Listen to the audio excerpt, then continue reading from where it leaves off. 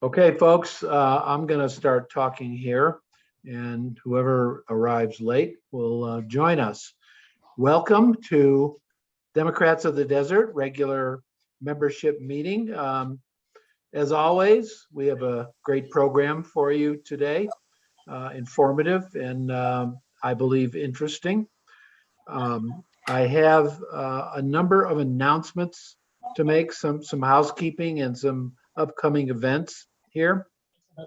Um, so I'll do some announcements. The club, the executive board has decided to donate $500 towards the anti-recall effort.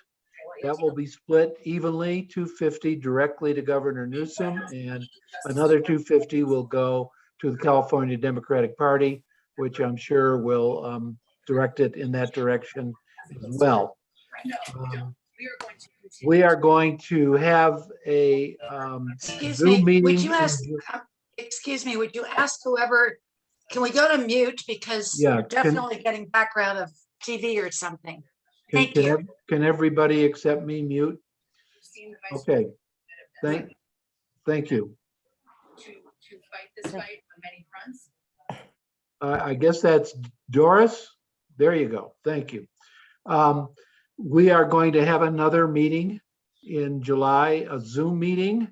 And that will be, I believe, our last remote meeting because we're going to skip August. We're going to take a month off from the meetings in August, and in September, we are going to resume our in-person meetings. I think it's about time we did that. I'm aware of the pros and cons of doing that. Some of the pros are obvious. Being together face to face obviously has benefits. The big con was that there are speakers that we may be able to get who will speak remotely, but may not want to travel all over the state to attend a meeting in person. But balancing those things, we decided to resume the in-person meetings unless there's a strong pushback or backlash from the membership. And if you feel strongly about that, please let me know. In July, which will be hopefully our last meeting, Zoom meeting, we have a fabulous speaker, actually a friend of mine, the vice chair of the California Democratic Party, David Campos, is going to agree to speak to us. So he is going to speak in just a few weeks from now. So I urge you to come. He is very much involved, obviously, in all of the highest level of California politics and the recall. He also currently works for the San Francisco DA, who is himself involved, the DA that is, in actually 2 recalls, along with the LA DA. So I find it politically interesting that all these recalls are coming along. And one of the things I'm going to ask David to talk about is, are we entering an era of recalls where the Republicans cannot get a clear majority? So whether this is their new weapon of choice. I think the answer is probably yes, but see what he has to say. All right. Just before our main speaker, we're going to have 2 other short speakers. Our fearless leader, Ellie, who is now our regional director, is going to bring us up to date on what's going on regionally. And she's the most knowledgeable person in this group about what's going on in general. So she's going to bring us up to date, maybe on the recall or what's the reopening, I know, the headquarters and some other things. And we have a short address by Mallory Kremen, who is here. Mallory is representing the Citizens Climate Lobby. And she asked me if she could come and just kind of introduce her group very briefly to our club and maybe return later for a more full-blown bells and whistles kind of presentation. So Mallory will speak. And then our main speaker today is Derek Marshall. Derek Marshall is a Democratic candidate for the U.S. Congress in the 8th District. The 8th District is our next door neighbor. And it's important because to the extent there are regional politics going on, um, very important to what goes on in our district and our localities. I'm not going to read his whole bio here. I'll just tell you the stuff that seemed to me to be very interesting. It says Derek Marshall is the co-founder of a global research initiative supporting the United Nations Making Commitments Matter, which developed a framework to hold countries accountable to the various UN conventions and resolutions to which they had committed.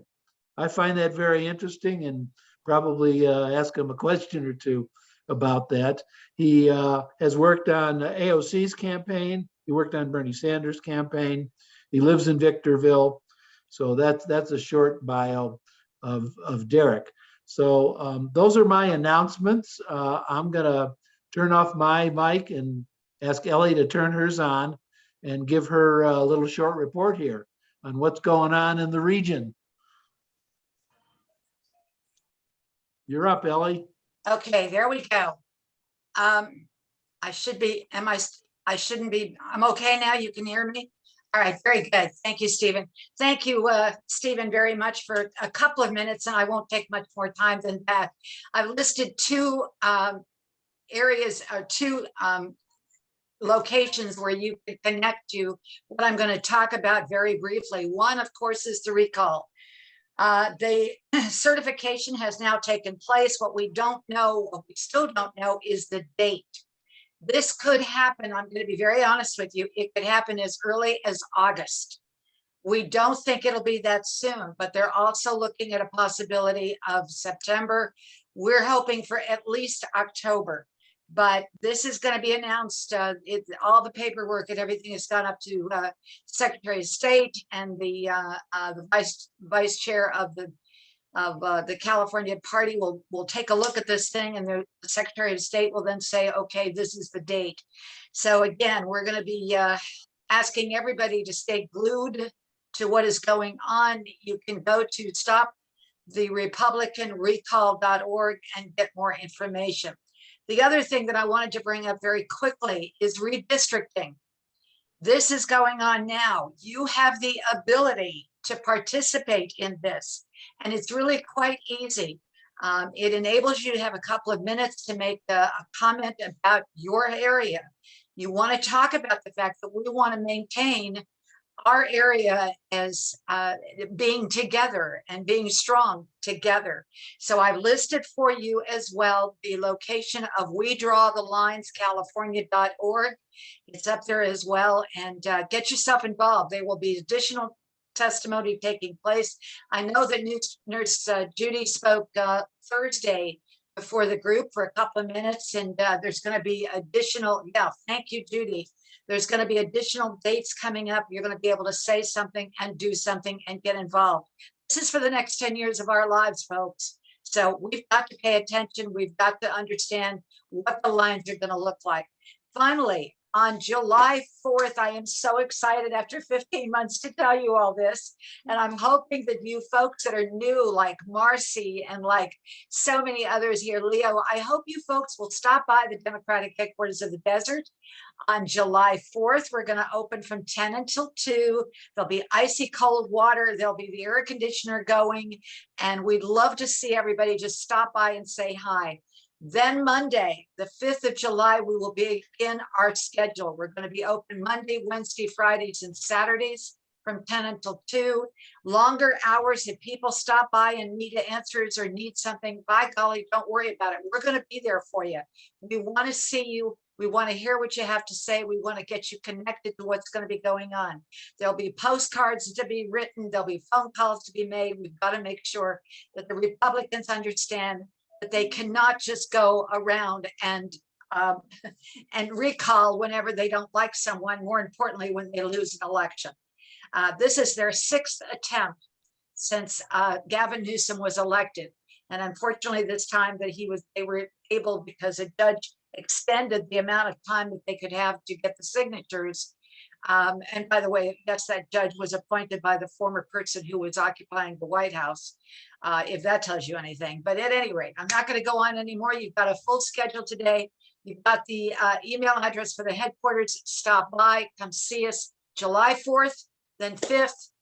We're going to be on the full schedules, and we'd love to see everybody just say hi. Come in. As I said, the water will be cold, fans will be on, air conditioner will be going, and we're going to have information for you about the recall, and we will also have bumper stickers and all kinds of good stuff once again for you as we maintain what we have to do to keep our governor where he belongs, which is in Sacramento. So thank you, Stephen. Once again, I appreciate it so much. And Don't leave. Don't leave. I won't leave. I'm not going to go anywhere. For I have heaven's sakes. I have two questions for Sure. you. One is, why does the governor and the party feel that later is better than sooner on the recall election? The only reason, why do they want it later? well, if we go with August, according to the Register of Voters, they are not ready for August. This is going to be another vote by mail. They've just gotten the budget approved for this, which is $215 million of your tax dollars for this recall. The only reason we're looking at it, just give us time to prepare, give us time to educate people, because so many people think that this is a one question ballot. It's not going to be a one question ballot. True. There will be two questions on the ballot. The first question will be, do you want to recall the governor? The second question, the governor's name will not be on that second question. So we just are, all we're saying is we want to have time to educate the public as to what this is about. And the way this governor is going, frankly, I don't think we have to worry about people not understanding what a great job he's doing. This is one of the very, very, very, very few states in the United States of America that's got a surplus in their budget of $75 billion. I mean, he's doing a great job, but that's the reason behind it, Stephen. It's just, let us get ready. All right, and my second question is about redistricting. I heard a rumor, and it's just a rumor, so you can't believe any of that, but that since we are losing a seat in California, Yes. that it's likely that there will be two existing districts merged into one, rather than redoing the whole state. And they're talking about a couple of districts in LA. I'm just wondering if you've heard anything like that, or anybody else, or if anybody else has. No, actually, I haven't. What I have heard, and I have to give a shout out to the California Democratic Party, because we now have bi-monthly meetings with the staff of the California Democratic Party. What we have heard is that district that looks to be eliminated is more in mid to Northern California. We have heard that if there's going to be any merging, that's going to where it's going to take place. This happened, by the way, in 2010 with Brad Sherman and Howard Berman's districts were pulled into one in Los Angeles. So I'm not thinking that that's going to happen again, and certainly not in our area. But there's a lot of good to be said for keeping us more together. Oh yeah, no, there should be congressional districts should have common interests. So, absolutely. And it's not obviously, just, so. it's not just the federal congressional districts that are going to be affected. It's going to be the assembly districts. Right. It's going to be the Senate district. So it's going to be, Okay. that's why I'm saying, folks, find out, get information, and go and give your 2-minute testimonial of why you like where you are and who represents you. So again, I thank you. Any other questions real quick? No, you're off the hook with me, but if anybody wants to ask Ellie, Okay. if anybody has a question for Ellie, unmute and speak up, because she's a fountain of knowledge. I'm also going to give you my email address. That'll make it easier. You've got the email address for the Democratic headquarters. Hope to see you folks on July 4th, but let me go ahead and I'll give you my personal email as well, so we can continue with the meeting. And any questions, give me a holler. Thank you. All right. Next is Mallory. Are you here? I don't see your name. Hi, Stephen. Yeah, I'm here. Oh, Hi. there you are. Okay. Yeah. And your colleague, Melanie. Melanie and Mallory are both here. from the Citizens Climate Lobby. Well, take a few minutes and introduce your group, but we'll give you another chance to give the full presentation. So go ahead. Thanks, Stephen. We really appreciate giving you, and everybody, I really appreciate you all listening for just a few minutes. So we founded a chapter in Ruiz's district in Idlewild, and then we recently expanded it during COVID to be the Pines to Palms Citizens Climate Lobby. And you all, I'm sure, are a little concerned about the warming, the global warming that's going on. And I just wanted to share with you our laser focus on carbon pricing that we are advocating. We're lobbyists, and we meet with Ruiz, 4 times a year or with his office and his staff to promote a carbon pricing bill, because it has been proven to be the most effective possible way to combat global warming, to take down the carbon in the atmosphere. It's the economists, all agree that it will boost the economy, it will reduce. So I just wanted to introduce a bill to you. There's a few bills going on, and Republicans have a version. We want to start the carbon pricing low because like Mobil and Exxon, they'd like us to start at $50 a ton per year and go and then not raise it, but that would knock out all their small competition. We'd like to start at $15 a ton and raise it $10 a year, and it's estimated that we should get to net zero carbon by 2050. So that's ideal. Carbon in the atmosphere is what's, I see Nurse Judy shaking. I know. We have anyway, about carbon pricing, we are the only developed nation without carbon pricing built into our economy. So like the European Union and Canada, our biggest trading partners, are getting ready to institute a border adjustment by the end of the year for any trading partner that doesn't have carbon pricing going on.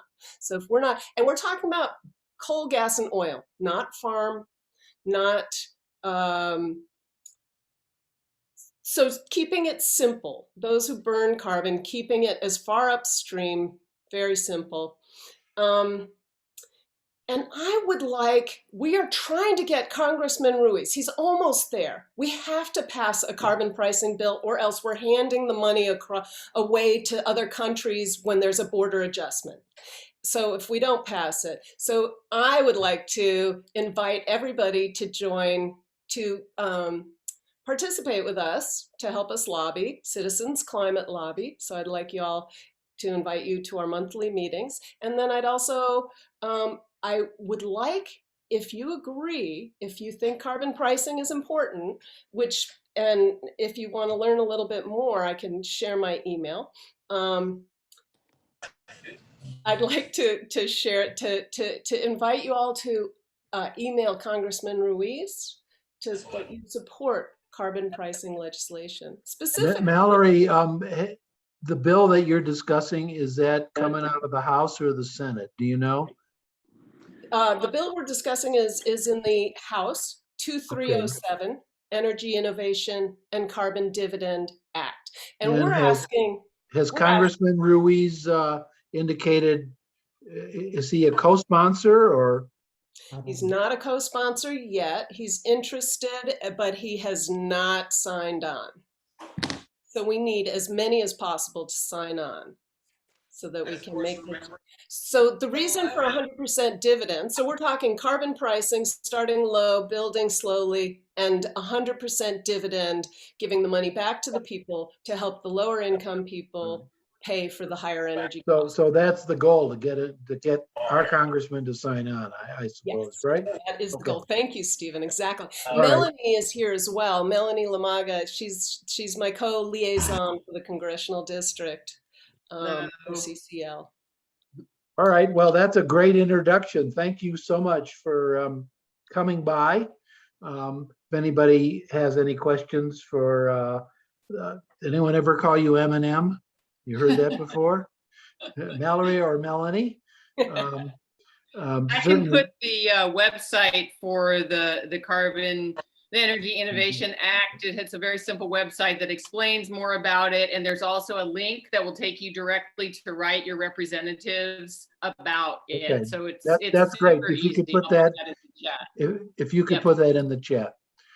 Okay, so now we are moving right along here to the main event, our main speaker, which is Derek Marshall. Derek, are you here? I see your name. Yes, I'm here. There you are. Hi, There you hi are. everyone. I gave you a little introduction. If you want to, obviously, you're free to talk about whatever you want. I would like you to talk about, if you can, or at least touch on the common interest and why it's important that we take a regional view of what's going on. Your district is our next door neighbor, and air and fumes, and I mean everything is connected. You know, we don't live in silos or bubbles here. We all live together. So I'm going to turn it over to you to talk, and then I'm going to see if anybody has any questions for you. You're up. Okay, fantastic. Thanks, Stephen. Thanks everyone so much for having me today. First of all, happy Pride. I am right now in a lobby of a hotel that I'm not staying at in Lake Arrowhead. We were part of a boat parade today, a Pride boat parade, and it's the second one in Lake Arrowhead up here in up the hill near Big Bear. And it was so large that the captain of the boat that we were on said that it was blowing the Trump boat parades out of the water in terms of how many boats were there. So that is really, really awesome. Awesome to see that our sort of progressive left energy is there. For those of you that don't know me, my name is Derek Marshall. I'm an openly gay progressive organizer and activist, and I live in Victorville, California. I'm a Democrat running to flip California's 8th district, the neighbor district, blue. I spent my 20s in Europe with the UN, as Stephen was talking about before, and then at Kayak as a director in Berlin, Germany. As I entered my 30s, I came to California and have been a political organizer ever since. I've worked to get progressives in California elected. I was working on the Pat Harris for United States Senate campaign. I also worked on a city council race in Los Angeles. And then more recently, I've been a staffer for Bernie Sanders, and I've also worked on the AOC campaign. And I helped to staff the teams that registered the 70,000 voters in Georgia, which allowed us to pick up the Senate. California's 8th is one of the most beautiful and diverse districts in California. I think I don't need to tell anyone on this call that I think everyone's probably been up here, up the hill. From Victorville, you know, we have this super iconic city on Route 66 with the Route 66 Museum. We've got Joshua Tree, Yucca Valley, Big Bear, Death Valley. We've got eastern parts of Yosemite and Sequoia, and it goes all the way up to Topaz Lake, just I think it's like 20 miles south of Lake Tahoe.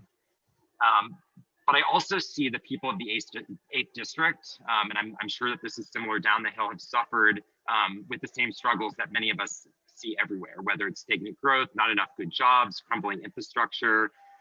And I see Victorville as a place where people are doing the work, and there's a lot of work to be done.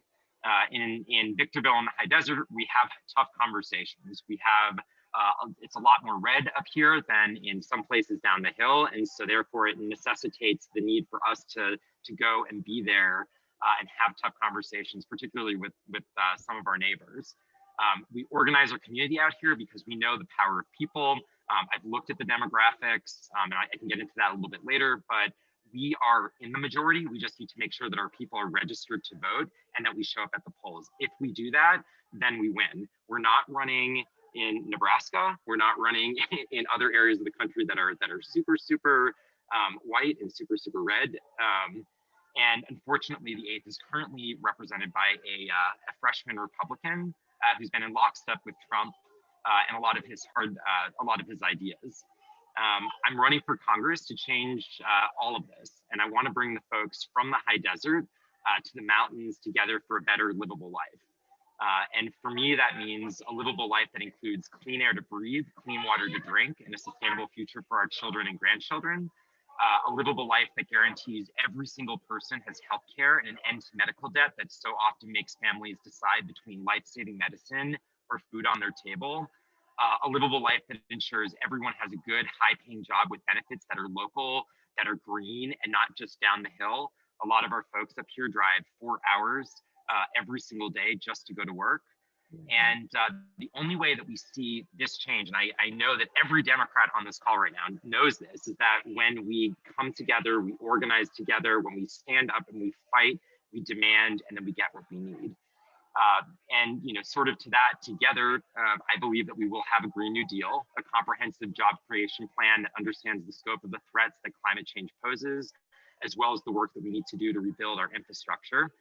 Together, we will bring Medicare for all to the people of California, not only the 8th district, but everywhere. Together, we will have a community jobs guarantee throughout California's 8th, whether it's Victorville, Joshua Tree. We have infrastructure projects that need to be done, also down the hill. And together, we will flip California's 8th district blue, and a blue that fights for the working class at every step. And so if coming together, organizing, and kicking out a Republican who doesn't fight for us sounds like your kind of change, then I really hope that you all will find out more about the campaign and join us. And the last thing I'll say, Stephen, sort of to the question that you were sort of presenting before about about the importance of organizing and micro-targeting. I made 450 calls yesterday.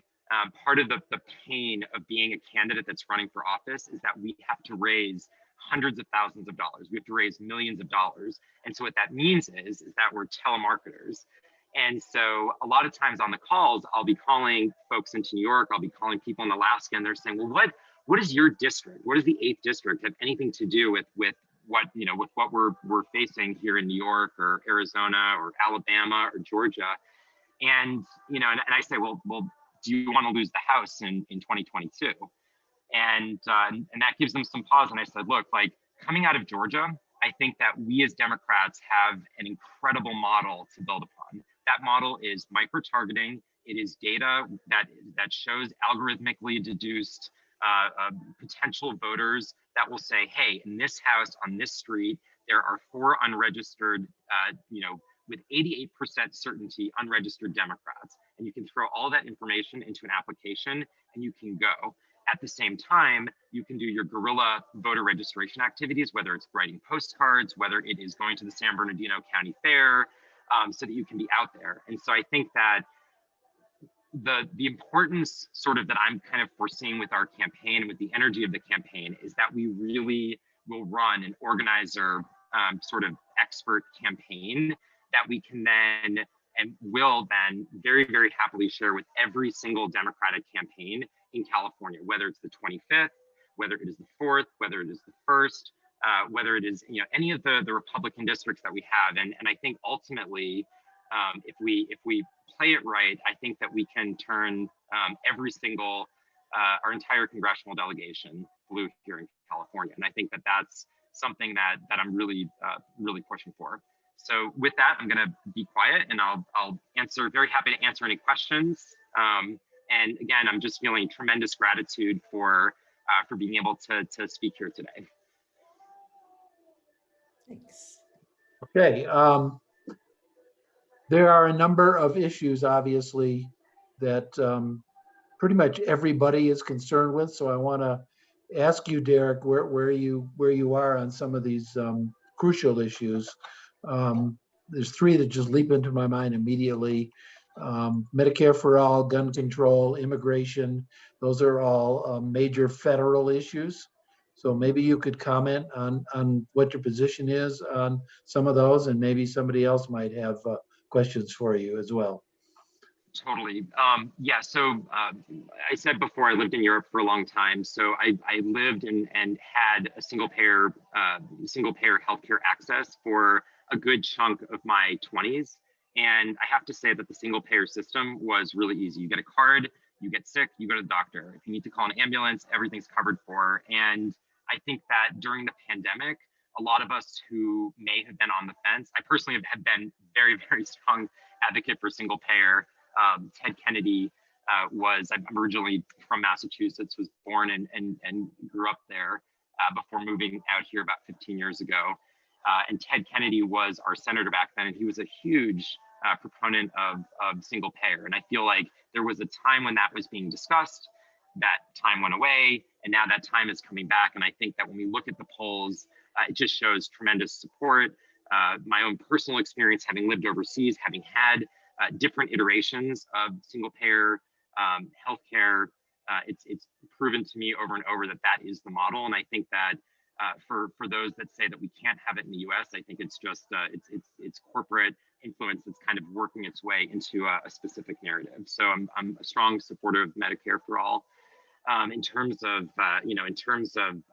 gun control, I'm a huge supporter of common sense gun reform. I think that we need to have universal background checks, and I think that I think that we can't have a conversation about gun reform in the United States without having a conversation about mental health and access to mental health. And access to mental health also touches upon Medicare for all. When I lived in Germany, if you are experiencing the way that German society takes a look at mental health is being mentally sick is just a different iteration of being physically sick. And folks there sort of recognize that that is an important, that mental health and looking after mental health is just as important as looking after physical health. You get your yearly checkups. You should be, going to therapy with fair regularity. And then the third point was, so we said gun control, Medicare for all, and Immigration. Oh, immigration. Yeah. So I mean, absolutely. I think that. So first of all, I think that any discussion of immigration needs to touch upon, America's past military interventions in South America. I think that we need to be really clear and we need to be really honest about what our past foreign relation policy was in Central and South America, and not only Central and South America, but all over the world with regards to overthrowing democratically elected governments and some of the stability that we bear responsibility for. And I think that when we go to have a conversation about, granting asylum or having certain conversations about migration, we need to have a comprehensive and robust conversation about any type of potential imperialism that we had in the past that led directly to some of the instability that we're seeing in certain countries that has then driven migration to the borders. At the same time, I think that we need to be really, really bold, and we need to be really, again, have open and honest conversations. And we need to talk about the fact that the vast majority of migrants and undocumented migrants actually pay taxes. And I was floored to learn that a couple of years ago. There was a report that came out. I don't want to give false statistics, but it was a strong majority of undocumented migrants actually pay taxes. And not only do they pay taxes out of fear, but they don't use and utilize healthcare or social services. So with a lot of our undocumented population, a lot of times Republicans will be like fear, and oh, they're coming in and they're having kids and they're accessing, utilizing all of our social services. What we need to do is we need to stand up and just say that's not true, and we need to be unapologetic in speaking our truth. I have a lot more to say about migration, but I'll leave it at that. All right. What's wrong with the incumbent? You're the guy that you're challenging. Tell us a little bit about him. So yeah, that's a great question. I mean, he pretty much everything. I mean, if you take a look at his voting record, so just talking, forget about character, just looking at the voting record, he sort of sold himself as kind of a moderate California Republican. And he has been so conservative in his voting records that he has actually earned himself a challenger, John Marsh, a Republican from his left, which is starting to splinter and split the Republican vote, which is or we're splitting Republicans out here, which I think is a good thing. That's a good place to start as someone that is that's looking to run a campaign and hopefully flip a district blue. In terms of being concrete and putting some meat on the bones, number one, he voted to object to the certification of Arizona and Pennsylvania. He voted against equality. He voted against the Violence Against Women's Act. He voted against infrastructure. You know, it's really not hard to make a case. You know, if anyone up the hill here got a $1,400 stimulus check from the infrastructure package that the Biden administration put through, you know, Jay was not responsible for that. And so I really, it's, you know, and if, just looking at his record, he's kind of the diametric opposite of you know, my personal belief system and how we should rejigger our entire economic infrastructure and political infrastructure. I see, Ellie, you have a question? You're muted. Unmute, go. Ellie. There you go. Yeah, I have two questions, actually. One is that Obernoth has recently put a bill through or introduced legislation. There is a tribe in your area that has never been recognized as a true Native American tribe. Is that the fact that he's doing that, is that going to hurt you with the vote from the tribal members throughout the area? I mean, it's not just that one tribe. They are not recognized at this point. The second thing is, I'd be interested to know what the numbers look like. What's your Republican, what are the numbers of Republicans declined to state, and then Democrats? So those are my two questions. Thank you. Yeah, Ellie, totally. If I was in my home right now, right behind me, I'm always pointing in the Zoom calls to the numbers that you're referring to, and I'm trying to remember. I think I want to say that there's 391,000 registered voters.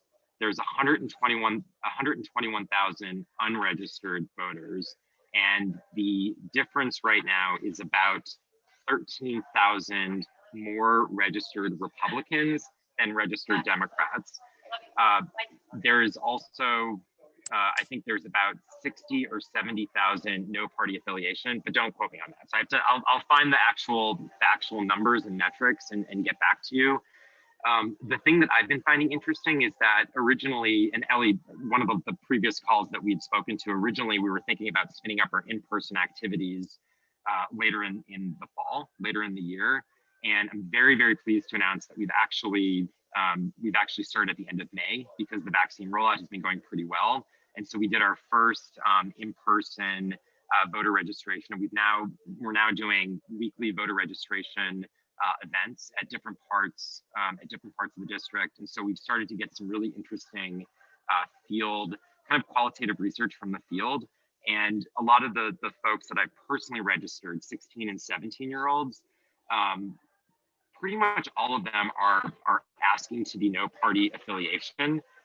And so I've dug into it a little bit, and some of the kids are afraid because they don't want they want their parents to know that they're registered to vote, and that's okay, but they don't want their parents necessarily to know that they are progressive or left. And then there's been a few percentage of the young folks that are socialist or further to the left, and are not willing to identify as Dems. But the vast majority of young people that I've been talking to are opting for the no party affiliation. Okay. And then to the first point with regards to indigenous, I mean, you know, I think politics is politics, and you know, I think that Obernolte right now, and I think that your intervention was very astute. You know, he's doing two things right now with that bill that he passed to recognize indigenous groups. I mean, obviously, he's trying to follow in Paul Cook's steps. Paul Cook had a lot of good relationships with different tribal members. Some of the information I have from this, my campaign manager's wife is the head of, she's a Paiute, and she's the head of the Native Voters Alliance of Nevada, and her mom is from Bishop, and her mom is on the board of the national park that they're trying to get up there. So Mitzi and I have had like a lot of conversations, and so she's heavily tied to the Paiute tribes, like up in the Paiute Nada, the Owens River Valley. So yeah, it's something that we absolutely have on our radar. To the second point, the other thing that Omar Nolfi is doing right now is he's trying to sow a lot of fear about the illegal marijuana grows. And so that seems to be a strategy that he's using right now. And it's really, you know, it's a real naked attempt at just like doing what the Republicans always do, which is like stoke the fear and focus on like the thin blue line part of that specific demographic. And so again, the way that, my personal opinion, the way that we go at it is we just call it out. We just be super direct and we just call out, you know, exactly what this is for what it is, which is just it's a lot of fear mongering. Thank you. Did your opponent, how did he vote on setting up the January 6th? He opposed it. He voted against that. He voted against it. Yeah. Okay, well, hopefully you'll get some mileage out of that. That's pretty outrageous. So. I mean, it's great. I can go to LGBT donors and say he voted against, you know, he voted against equality. You can go to women voters. You can say he voted against, you know, violence against women. You can go to people that love freedom and democracy, and you can say, hey, he voted against. Not only did he vote against the certification of Arizona and Pennsylvania, he also voted against the commission. Okay. So, does anybody have any more questions for Derek? You got to raise your, I think if you can raise your hand. No? All right. Well, we'll wrap it up. Do you want to make a closing statement, Derek? Sure. I'm just going to put my website in right now, dm4ca.com. That should, hopefully that will work. Yeah, I just wanted to thank you, Stephen, and thank the group here for letting me come to speak with everyone today. If you're interested in following the campaign, you can click on the website. We have areas where you can sign up to volunteer. I'm also super open to having conversations with organizers, with individuals to talk about just organizing strategy. One of the great things about about having an organizer candidate or a campaign that's filled with organizers, and every single person on my campaign is a field organizer that comes from the field. We've got folks that were the head of the Progressive Turnout Project, the operations heads. We have folks that were doing the data analytics for Georgia, Pennsylvania, Arizona, Michigan, and forgetting a couple of others. So we have a lot of resources, and we really care about winning, and we care about winning for our side, not just to get Democrats elected, but because we really understand the clear and present danger that right-wing populist organizing is basically threatens all of us. Whether it's the recall, which is one of the greatest honeypots for right-wing organizing. It is a great way that the right has found to bring folks out and get folks excited to get rid of Gavin Newsom. And that type of energy we need to meet. We need to meet organizer for organizer on our side. So, and I'm very happy to kind of talk about and share best practices. And like I said, we're going to be doing at least weekly events. This week we're doing 3 or 4 different events. So you're all welcome whenever we have events. And our next event actually is going to be tomorrow. We're doing a meet and greet at the Santa Fe Trading Company in Old Town Victorville, where we're going to have, there'll be food and drinks, and folks can come up and meet with fellow activists. So thanks again. How did the 8th district vote in the 2020 presidential election? So I don't have normally the numbers would be right here. It was a 38,000 vote difference between the Republicans and the Democrats. So that's essentially the whole of, and I believe it was, and Ellie, you might have the statistics in front of you, but I think it was 280,000 folks voted. So, we have some work to do. We've got a lot of work to do. And that's also why we started so early, so that we can register the voters and we can close that gap. Okay. All right. Well, thank you, Derek. Thank you for taking your time and leaving your boat parade. Awesome. We appreciate that. If anybody has any questions, Derek put his contact information in here. So we will hopefully see you successful very soon. Thank you.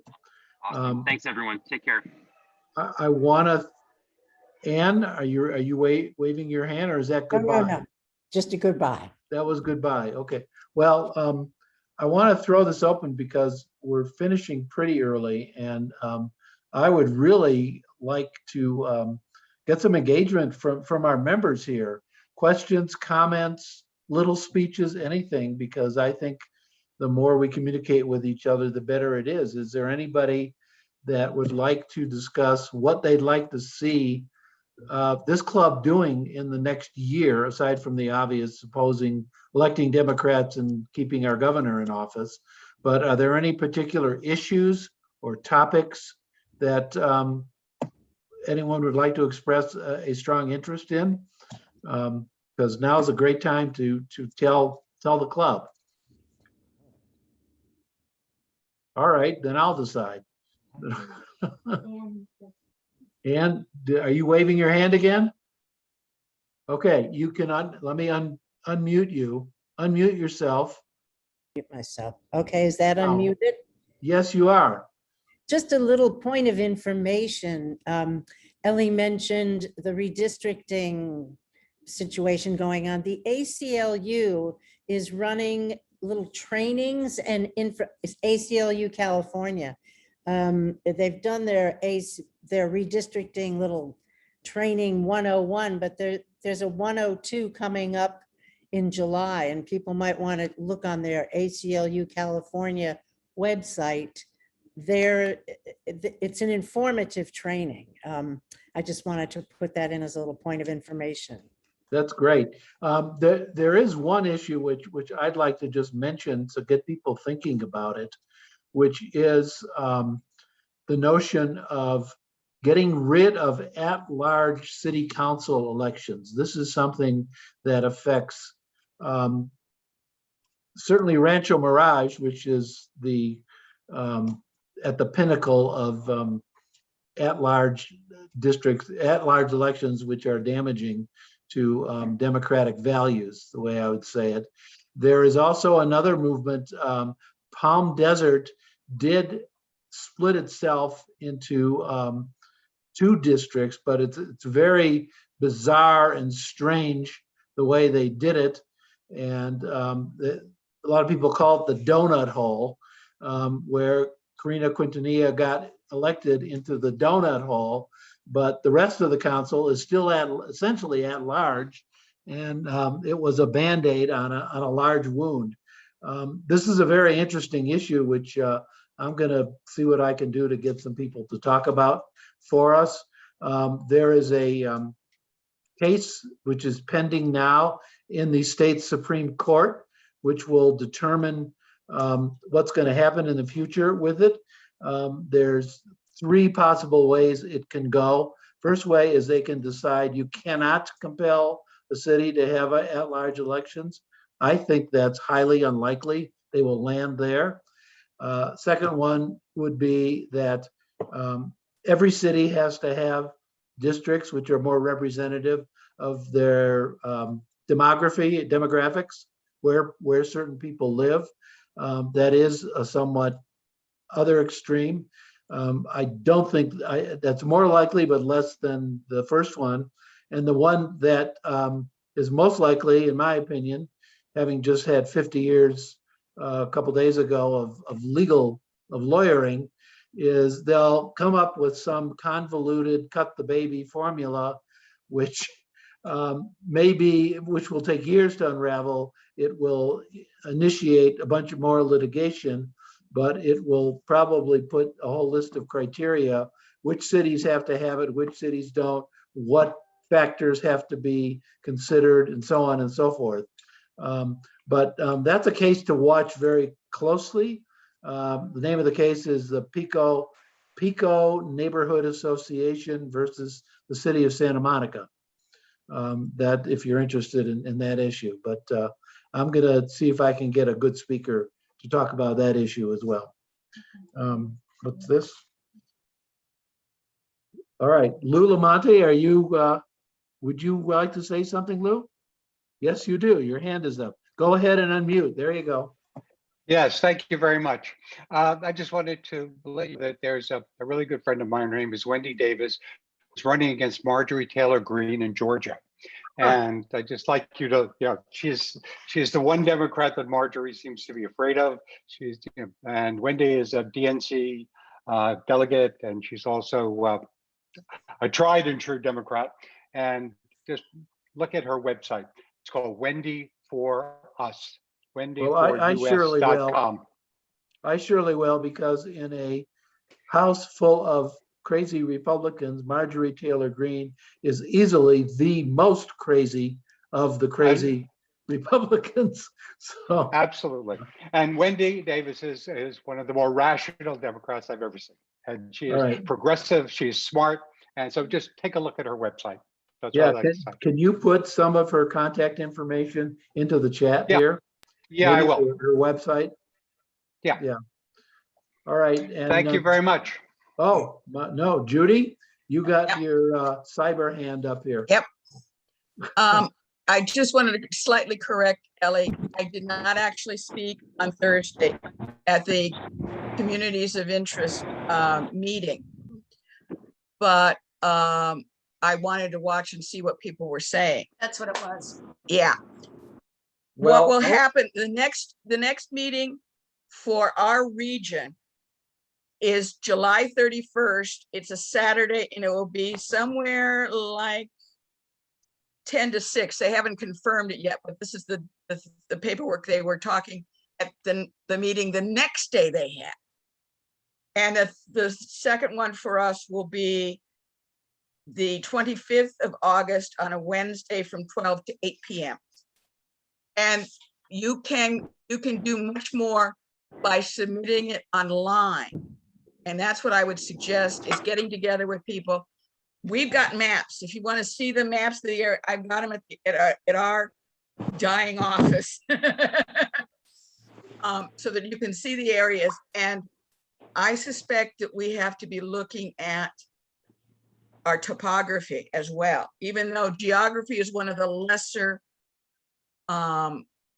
criteria. First is population, second is the Voting Rights Act, and then communities of interest.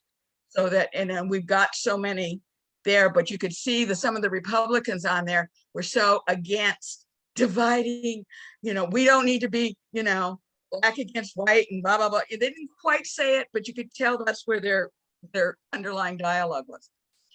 And you can do it in a draft mode and then send it off later, so groups can get together and work on it. So we have a little time. But as I was telling you, Ellie, we're so divided in the San Jacinto Valley. You guys think you're divided. We're not divided compared to what you people are going through, but if you really want to see division, go down to Imperial County, which is also part of my area. The point is this, Judy, you brought up a good point. And if I can just add to her comments, Stephen, for a moment. This is critical, folks, of what's going to be happening. And we have, there's some areas that are divided and there's some areas that are not getting along. But you know what? We're Democrats. We're going to come together as we always do. We're going to be as one when it counts, which is when we get to the voting booth. If you want to follow this thing, the connection is up there in this chat room area, and they will keep you informed. Once you sign up, they keep you informed. The folks that are doing this, that drawing the lines, they really do keep you informed and up to date of when the meetings are, what time the meetings are, how you can come into the meetings. It's very, very well organized.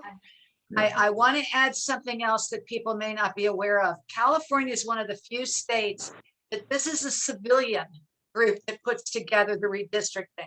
It's not done by the legislature. It's done by the people of California. There's 4 Democrats, there's 4 Republicans, there's 4 different party representatives that are part of this thing. And that's the beauty of what we do here in California. And they are spending a lot of time going up and down the state, listening to what we, the people, have to say. So do yourself a favor, sign up to the website, get the information, and then, as Judy said, write it, show up, get groups together. We can do this, folks. We can protect what we have. And as I say, we're Democrats. We Yeah. come together when we need to come together, and we will. And one of the commissioners is from Morongo Valley. That's right. Yeah, Oh, Okay. we have somebody who understands our distances. exactly. It's Right. so true. So true. Thank you, Judy. So I'll make an interesting comment because the issue Ellie and Judy are talking about here, which is redistricting of both congressional districts and state legislative districts, is psychologically and politically exactly the same issue as the one I talked about a few minutes ago about at-large elections, because what the Republicans do is they isolate and fracture communities of interest so that no one district has I guess you'd call it critical mass of whether it's racially based or economically based or just any kind of basis. So nobody can put together a critical mass to elect a representative who truly represents the people in the district. It's the same psychology going on. So it was very interesting to me to listen to the two of you talking about that, because it's exactly the same thing, same method. So that was all right. Unless anybody has something burning they would like to say, I will. We're actually at 1 hour here. So who's raising? Chris. Hi, how's Hi, everybody? Chris. Yes, How are you? speak. Okay, I was going to point out that these commissions seem like a very important way for us to get input into the decision-making process. So there was the one earlier in the week for redistricting. There was one Thursday or Friday. No, it was Friday for Healthy California. And it is a great way, I think, for us to apply pressure at the outset of some of these programs that are being considered. So I encourage everyone to attend, and as Judy suggested, develop comments that can be submitted either during the open meeting or submitted online. That's a great way to go, I think, and very educational too. Well, I agree, and I wish I'd known about the first one, but I sure will be at the next two, Judy. If you can shoot me some of the info, I will. I'll be there. That's very. Even just go to the website that I gave that's on the chat.